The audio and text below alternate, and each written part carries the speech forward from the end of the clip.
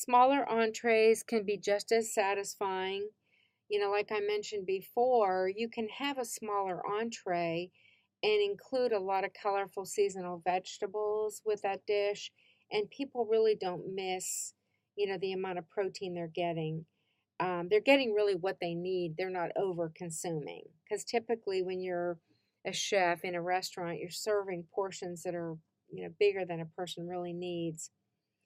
But, it's essential to understand how to develop flavor and protein items without adding a lot of salts. And that's where your rubs and marinades come in, and that's where your different techniques of grilling and searing and poaching in flavorful liquids that can really make a difference. Fish is so versatile. Always a good choice for low fat.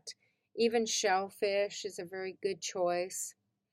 When you're using cheese, I think it's much better to use a very strong, pungent cheese and just grate it over the top, as opposed to wasting time on some of the lower fat, lower calorie cheeses. Fat is really what gives cheese flavor, so you might have to use more of the low fat version as opposed to just a little bit of the strong, pungent cheese. Grating it on top gives it more surface area, so it spreads the flavor around. So lots of different things that you can do when you're trying to extend the amount of ground meat you're using. You can add things like different grains. You can also use mushrooms, fresh mushrooms. The next couple slides are just examples of what we mean by balanced entrees. This one's gorgeous. I mean, you have a little bit of meat. It looks like a lot more than it is, but that's probably about, 4.5, 5 ounces. But it's served with an awful lot of colorful vegetables, which give you that, variety. Here we have our seared pork roulade with sauteed Brussels sprouts, caramelized mushrooms, pearl onions, and just a hint of the paprika cream. It's not poured all over. It's used almost as a garnish. And then this one is our coffee crusted chicken with spinach, butternut squash, and mashed potatoes. And again, a very interesting visual display, a lot of side choices with just a little bit of the chicken. Sauces can really add to the calorie content and also the fat content of a meal. So using more balanced sauces can give you a lot of flavor without adding a lot of calories, fat, and saturated fat, such as pureeing vegetables. If you cook the vegetables just until tender and maybe add herbs and spices, you can puree those and use those as a wonderful flavoring. Coulis are thick purees of sauce made from vegetables or fruits. You can take blueberries or raspberries and with just a tablespoon of juice, puree that, and that can be a delicious topping or sauce for some of your desserts, angel food cake, pancakes, French toast. So there's a lot of ways of taking a whole food ingredient and turning it into a sauce. Salsas are wonderful. They're versatile, they're low fat, very high in flavor, and you can use so many different mixtures of vegetables and fruits and seasoning ingredients. Your traditional salsa with tomatoes and maybe some chopped jalapenos, some onion, cilantro, maybe some lime juice can be morphed into a fruit salsa using things like papaya or pineapple with the jalapeno and the cilantro and the onion. And so, you can go in so many different directions with the flavor. Relishes are cooked and pickled foods, typically served as a cold condiment, popular with meat, poultry, and seafood. And then you have your chutney, which is a very strongly spiced sauce from India. It's either hot or sweet, and it's made from fruits, vegetables, herbs, and spices. And that also can be used as, a little side garnish. It could also be used as a condiment on a sandwich. A little goes a long way. So You don't have to use a lot of it. In the place of the salsas, relishes, and also coulis, you can use as much of those as you want, generally speaking, because of the nutrition by addition concept.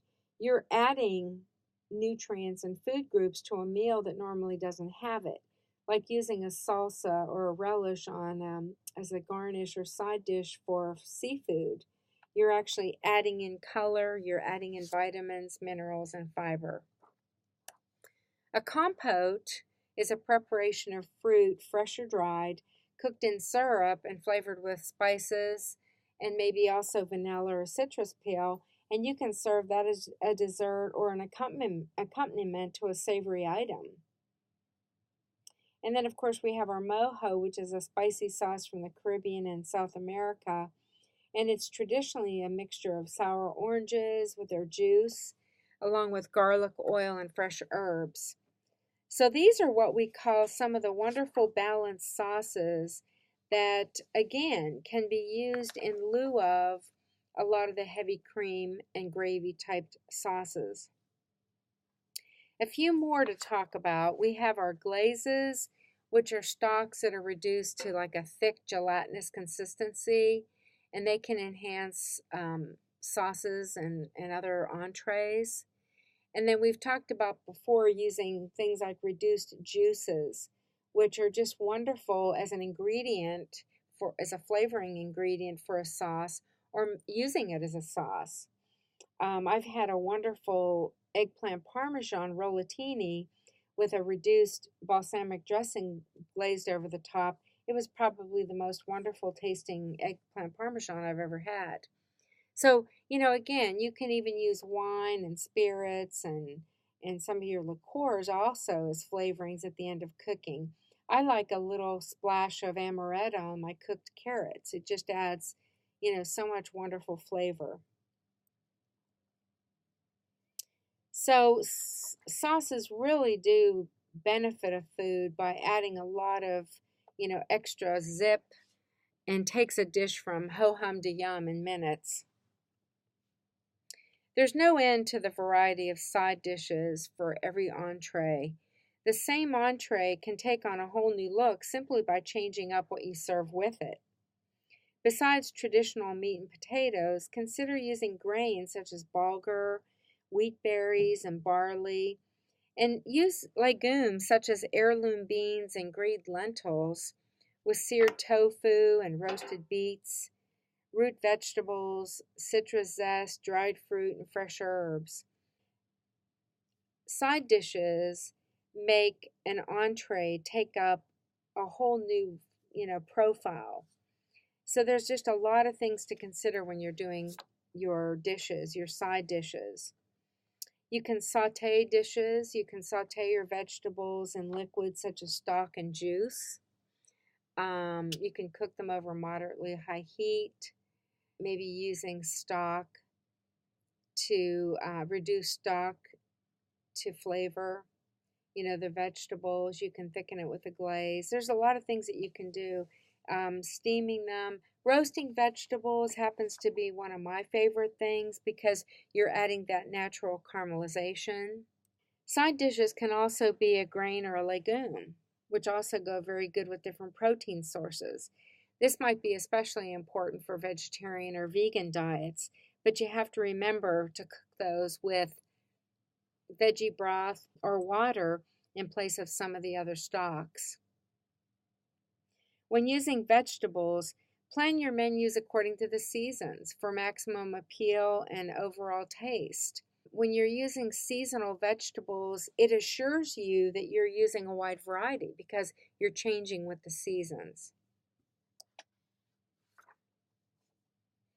When using vegetables, consider what's in season for maximum appeal and overall taste.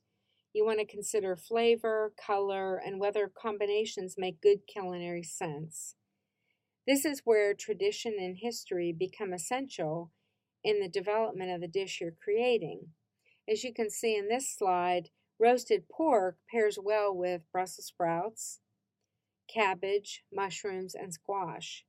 You could possibly crust the meat with oregano, basil, and roasted garlic and serve it with a homemade vinegar pepper or maybe oven roasted plum tomatoes. The idea is to think your dish through from start to finish. Always consider variety when planning menus. When you're changing from one season to the next, you can change the accompaniment to that wonderful, roast pork, and it can take on a whole different personality. Again, what method of preparation you use can make a big difference in your presentation. Roasting a whole cauliflower adds certainly a different visual appeal and even more exciting than just roasting cauliflowerettes in a pan. You can serve this in a cast iron skillet with a big steak knife stuck in it, and it can really be, wonderful visual for the table. They're even serving this as an appetizer in a few restaurants that I've been to lately. So side dishes, get creative because veggies are where it's at, and you can make people fall in love with vegetables, which is where you get the biggest bang for your buck nutritionally. When it comes to desserts, breakfast, and also this book talks about breaks, desserts are usually perceived as fattening or not so good part of the meal, but it can be a part of a balanced diet. Creativity and precise visual execution are the key to your client's perception of balanced desserts, and there's a lot of different ways to modify the sugar, fat, and cholesterol.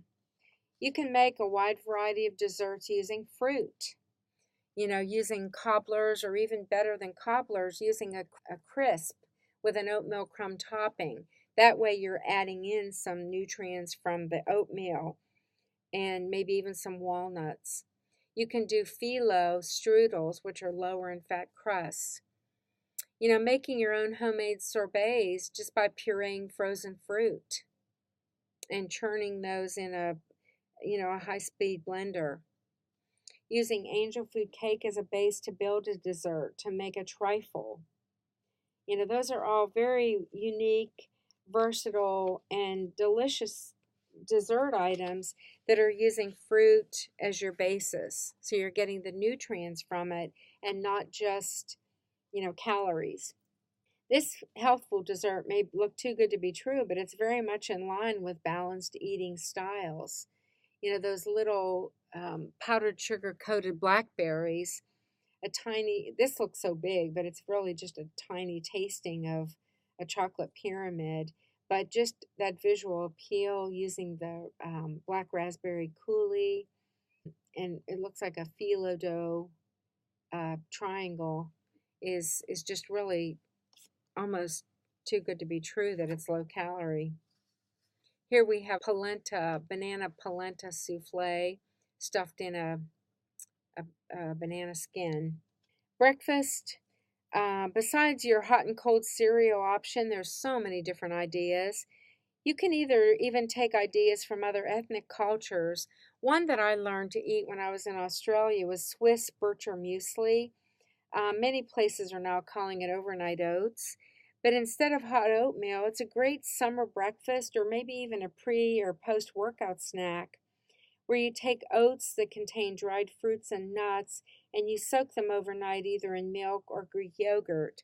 I even shred an apple in mine and take a few tablespoons of orange juice and just stir it up and then leave it overnight. And when you're ready to serve it, you can top it with more Greek yogurt and fresh berries, or sliced bananas with crushed pineapple and unsweetened coconut, or maybe even cooked apples that are sauteed with cinnamon and a little bit of honey. There's so many ideas that you can build on, using stuffed French toast with light cream cheese and sliced bananas. Here are just a few additional ideas. Low fat spreads using non fat ricotta cheese instead of high fat cream cheese, and maybe even adding a lot of vegetables to omelets, or maybe even a spicy vegetable relish with an herb omelet. So, again, utilize the creativity and also maybe some suggestions from your book, and also, just glance through different cookbooks and websites to get these ideas. Another way to generate ideas is just by eating out and, seeing what other chefs are creating. For added flair, these glazed citrus, whether it's grapefruit or oranges or maybe even lemons, but glazing it with vanilla bean and honey is a step up from just adding fresh fruit. Fruit and granola parfaits are always a welcome treat for adults and children. And think about it, it's including three of the food groups: whole grains, fruits, and also dairy.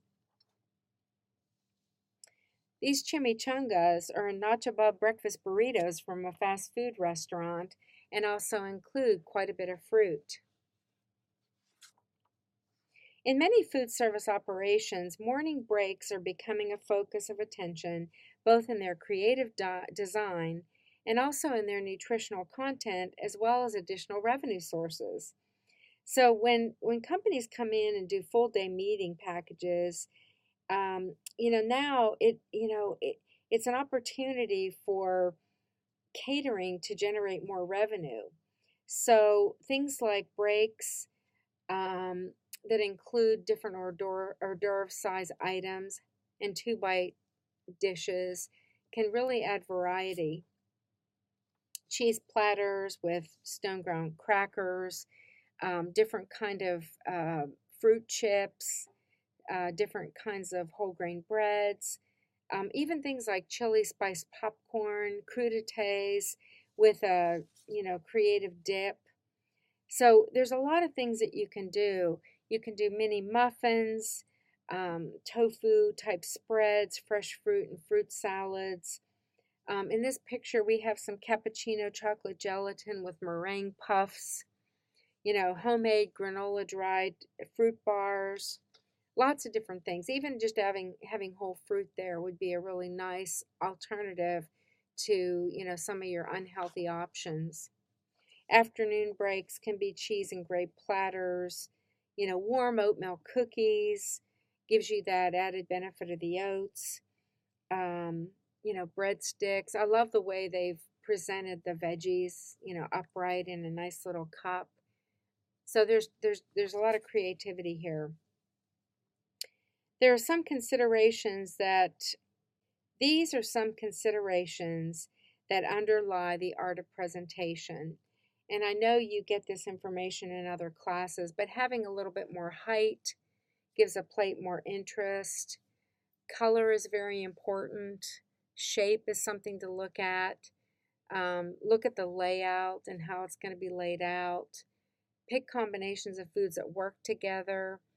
Um, Make garnishes that are eye-catching and pleasing in shape and simple in design.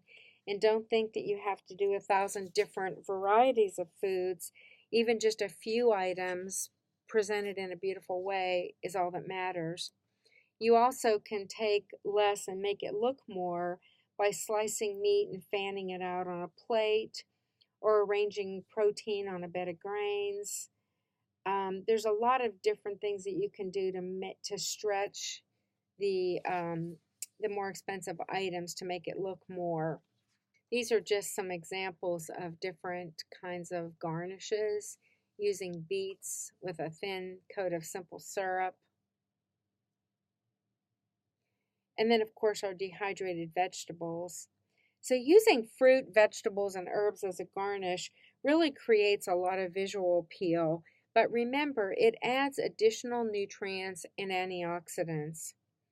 In summary, what's the point of preparing healthful, balanced, great tasting food if no one's going to eat it? Because healthy can mean different things to different people. It's important to understand how to promote healthful menu items. In the past, these foods met with customer resistance because they didn't look as regular items did. Many customers are still stuck in that old mindset. While they say they want healthful options, they order everything else. Appealing, high quality, and healthful food can change this behavior pattern. Patrons who know your food is both delicious and nutritious are likely to become regulars. Communicating to customers is essential. The menu is the most common tool for communicating new menu items and nutrition to your guests. You can use websites, blogs, social media, and media stories to help shape messages to your customers. Your service staff are very important messengers and should be properly trained to communicate the message about balanced messages. That's the end of our presentation for Chapter 10. Be sure to research and participate in the discussion board on menu labeling. This is an important topic for culinary professionals. That ends our discussion for today. Thank you.